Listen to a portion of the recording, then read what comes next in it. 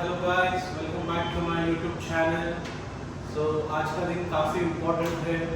आज मैं आपको पढ़ाने वाला हूँ फाइनल अकाउंट्स के 5 ऐसे इम्पोर्टेंट एडजस्टमेंट्स जो 100% आपके बोर्ड एग्जाम्स में आते ही है। So without wasting any further time, let's go ahead.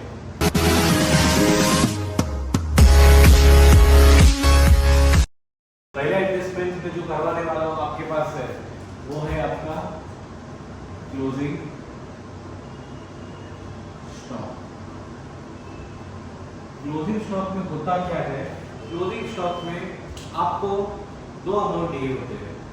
पहला दिया होता है आपको कॉस्ट प्राइस, सेकंड दिया होता है आपको मार्केट प्राइस। इसमें से कौन सी अमाउंट लेने की? तो क्लोजिंग स्टॉक का रूल क्या होता है? Closing stock is valued at cost price और market price whichever is less. नहीं समझे? Let me explain. देखो, अभी क्लोजिंग स्टॉक के आपको दो अमाउंट दिए, बराबर है। एग्जांपल एक दिया है 15,000 और एक दिया आपको 20,000। छोटा वाला अमाउंट कौन सा है? 15,000। तो 15,000 will be taken at the closing stock. आई बात समझ में गई सबको? अभी क्लोजिंग स्टॉक के दो इफेक्ट क्या होते हैं? क्लोजिंग स्टॉक का पहला इफेक्ट होता है ट्रेडिंग अकाउंट क्रेडिट साइड, और सेकेंड इफेक्ट आपको आता है बैलेंस शीट का। पहला इफेक्ट कहाँ पे आता है? ट्रेडिंग अकाउंट का क्रेडिट, और सेकेंड इफेक्ट आता है बैलेंस शीट का एसेट। पहला एडजस्टमेंट अपना कंप्लीट हो गया। ये एडजस्टमेंट जरूर करके जाइएगा, 100% ये एडजस्टमेंट आपके बोर्ड एग्जाम में आने वाला है। सेकेंड एडजस्टमेंट का आता है जिसको बोलते हैं डेप्रिसिएशन। डेप्रिसिएशन मतलब क्या? डेप्रिसिएशन मतलब reduction in the value of an fixed asset over a period of time. क्या बोला मैंने? डेप्रिसिएशन मतलब reduction in the value of an fixed asset over a period of time. नहीं समझे? एक सिंपल एग्जांपल देता हूँ। एक फैक्ट्री है, फैक्ट्री में एक मशीन ली है, मशीन की प्राइस है 5 लाख रुपीज। वो मशीन 2 साल के बाद बेचने को निकाला। क्या आपको लगता है वो मशीन में 5 लाख मिलेगा? नहीं ना, नहीं, उसका 5 लाख नहीं मिलेगा। उसका एग्जांपल आपको मिल गया 3 लाख रुपीज। कितना पैसा कम हो गया? 2 lakh. So this 2 lakh is nothing but तुम्हारा डेप्रिसिएशन। ओके, अभी एक क्वेश्चन मैं आपको पूछता हूँ, कमेंट सेक्शन में उसका मुझे आंसर चाहिए। Every asset goes through depreciation except cash. तो जो आंसर है मुझे एक बार आप कमेंट सेक्शन में लिख देना। मैं क्वेश्चन वापस रिपीट करता हूँ। Every fixed asset goes through depreciation except cash. Answer जरूर लिख देना, मैं एंड में आपको आंसर इसका दे दूंगा। ठीक है? अभी डेप्रिसिएशन के दो इफेक्ट क्या है? पहला इफेक्ट है माइनस करना है अपने को वो एसेट में से। क्या करना है? माइनस करना है वो एसेट में से। और सेकेंड इफेक्ट इसका आता है profit and loss account debit से। कहाँ पे आता है? Profit and loss account debit से। चलो एक एग्जांपल से देखते हैं। क्वेश्चन में आपको दिया है डेप्रिशिएट मशीनरी बाय 10%। ये एडजस्टमेंट आपको एग्जाम में आएगा। अब इसका कैसा करोगे? देखो, पहला इफेक्ट क्या बोला? Less from asset. ओके, तो इधर में आपका ड्रॉ करता हूँ बैलेंस शीट। ओके, यहाँ पे मैंने ड्रॉ कर दिया बैलेंस शीट। अभी एग्जांपल ट्रायल बैलेंस में दिया है मशीनरी 50,000। पहला इफेक्ट क्या बोला? एसेट में से माइनस करना है। उसके लिए मैंने यहाँ पे लिखा लेस डेप्रिसिएशन। कितना परसेंट दिया है डेप्रिसिएशन? 10%। अभी इसका 10% कितना है? देखो, एक 100 रुपये हाथ रखा, कितना आ गया 10%? 5,000। मतलब ये आपका कितना हो गया? 45। पहला इफेक्ट आपका कंप्लीट हो गया। सेकंड इफेक्ट मैंने कहाँ पे लिखा है? सेकंड इफेक्ट मैंने लिखा है profit and loss account debit से। चलो अभी यहाँ पे बनाते हैं profit and loss account. Okay, so मैंने यहाँ पे बना दिया प्रॉफिट और loss. Okay, profit and loss के किधर लिखना है? डेबिट पे। तो प्रॉफिट एंड लॉस के डेबिट पर उसके मैंने लिख दिया टू डेप्रिसिएशन ऑन मशीनरी। कितना डेप्रिसिएशन है गाइस? 5,000। ये वाला अमाउंट यहाँ पे आ गया। आई बात समझ में सबको? सेकेंड एडजस्टमेंट मैंने कौन सा करवाया आपके पास से? डेप्रिसिएशन। चलो दूसरा एडजस्टमेंट भी आपका कंप्लीट हो गया। अभी थर्ड एडजस्टमेंट पे आते हैं जिसका नाम है आउटस्टैंडिंग एक्सपेंसेस। क्या नाम है गाइस इसका? Outstanding expenses. एक्सपेंस मतलब हिंदी में उसको अपन क्या बोलते हैं? खर्चा। बराबर, क्या बोलते हैं उसको? खर्चा। अभी आउटस्टैंडिंग मतलब क्या? पैसा देने का था बट दिया नहीं है। क्या बोला मैंने? पैसा देने का था बट दिया नहीं है। पैसा देने का था ना, उसके लिए पहला इफेक्ट क्या रहेगा, ऐड करेंगे अपन, ऐड टू एक्सपेंस करेंगे, ओके। और सेकेंड इफेक्ट कहाँ पे आएगा, सेकेंड इफेक्ट आपका आएगा बैलेंस शीट लाइन। कहाँ पे आएगा second effect, balance sheet line. एक एग्जांपल से देखते हैं। एग्जांपल आपको दिया है क्वेश्चन में, आउटस्टैंडिंग सैलरी ₹5,000, ओके, और ट्रायल बैलेंस में आपको सैलरी दिया है 20,000, ठीक है। सैलरी सबका अलग है, कहाँ पे आता है, प्रॉफिट एंड लॉस में आता है। उसके लिए प्रॉफिट एंड लॉस के डेबिट में मैंने लिखा, जो मैंने ट्रायल बैलेंस में दिया था, वो सैलरी कितना सैलरी दिया है, 20,000। अभी आउटस्टैंडिंग कितना दिया है क्वेश्चन में, 5,000, तो उसके मैंने यहाँ पे लिखा आउटस्टैंडिंग 5,000। क्या करना है, आउटस्टैंडिंग को ऐड करना है, उसके लिए मैंने यहाँ पे प्लस कर दिया, मतलब ये आपको कितना आ गया, 25,000, बरोबर है। पहला इफेक्ट आपका कंप्लीट हो गया। सेकेंड इफेक्ट कहाँ पे लिखा है, बैलेंस शीट का लायबिलिटी। तो पहला मैंने जगह छोड़ा कैपिटल के लिए, और उसके बाद लिख के निकाला आउटस्टैंडिंग सैलरी 5। आई बात समझ में सबको, ये वाला एडजस्टमेंट क्लियर है, एडजस्टमेंट जरूर करके जाना, एग्जाम में आने वाला है। आउटस्टैंडिंग के बाद का एग्जैक्टली एडजस्टमेंट में कौन सा करना होगा, वो है आपको प्रीपेड एक्सपेंसेस। क्या बोला मैंने, प्रीपेड एक्सपेंसेस। प्रीपेड मतलब क्या बोलते हैं इसको, प्रीपेड मतलब पेड इन एडवांस।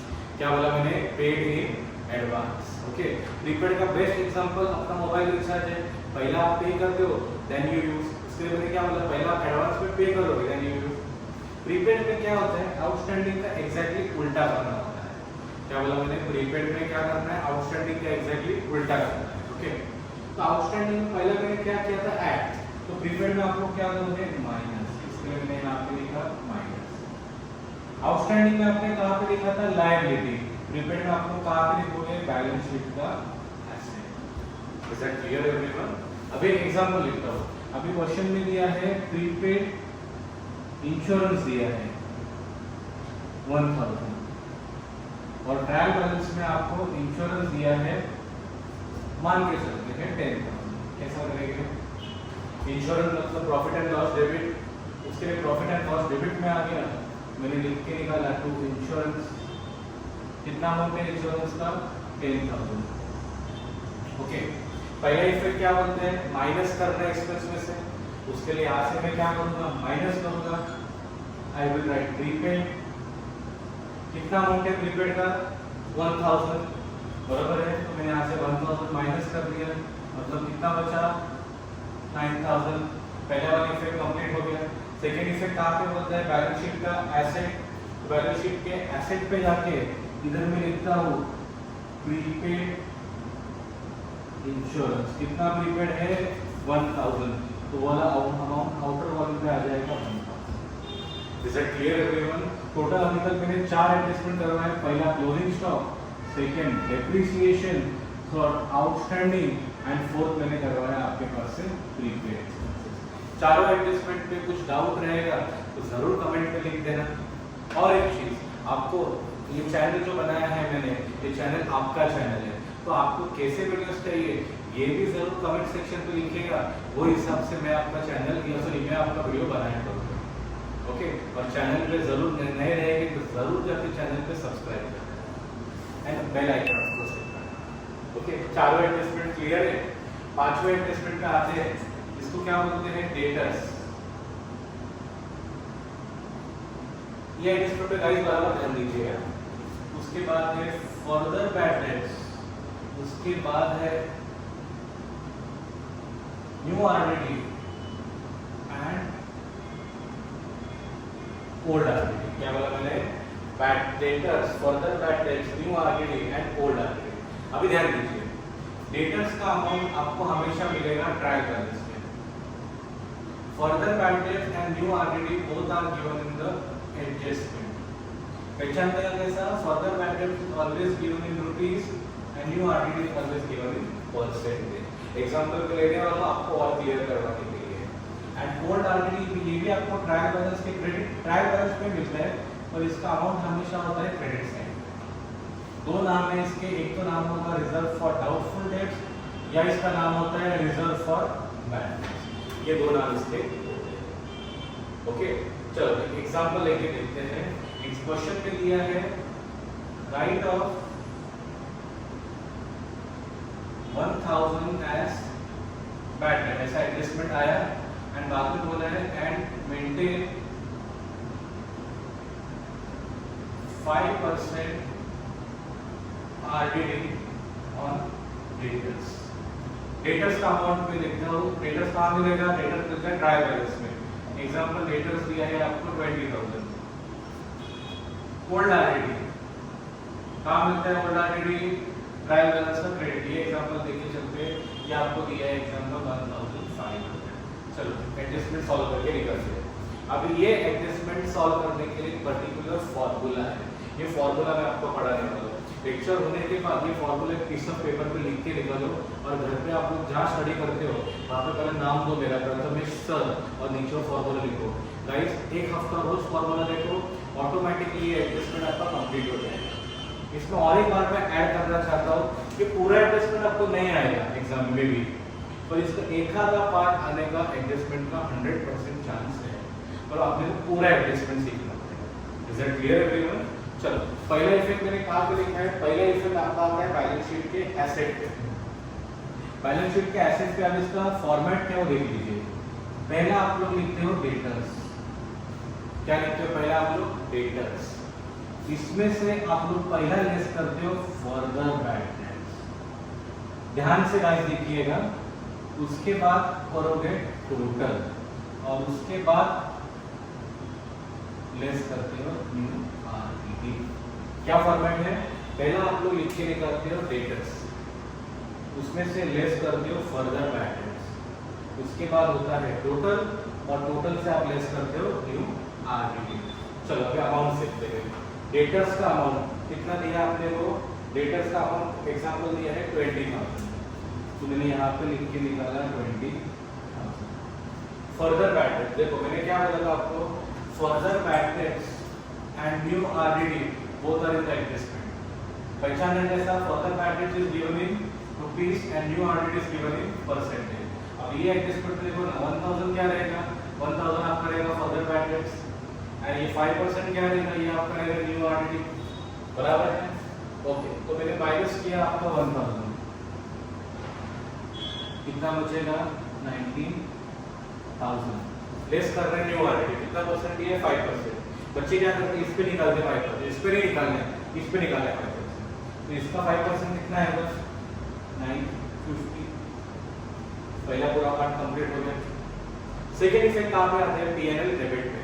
अभी यहाँ पे जगह नहीं है, मैं यहाँ पे लिखता हूँ। ओके राइट हैंड में यहाँ पे लिखा है, आपका मतलब profit and loss account, profit and loss की डेबिट में लिखो।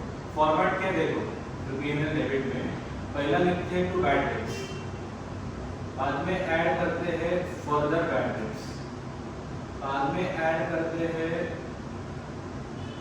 न्यू RDD एंड बाद में आप लोग लेस करोगे ओल्ड RDD। क्या फॉर्मेट है, पहला लिख के निकालोगे बैड डेट्स। बैड डेट्स का अमाउंट कहाँ से मिला मुझे, ट्रायल बैलेंस से, बराबर है। अभी यहाँ पे बैड डेट्स पकड़ रहा है क्या, नहीं। बैड डेट्स आपको याद रखो हमेशा रहेगा ट्रायल बैलेंस में। ओके यहाँ मान के चलता है, यहाँ पे दिया 5,000, ये ट्रायल बैलेंस की हमेशा डेबिट में रहेगा। ये मैंने 5,000 ले लिया,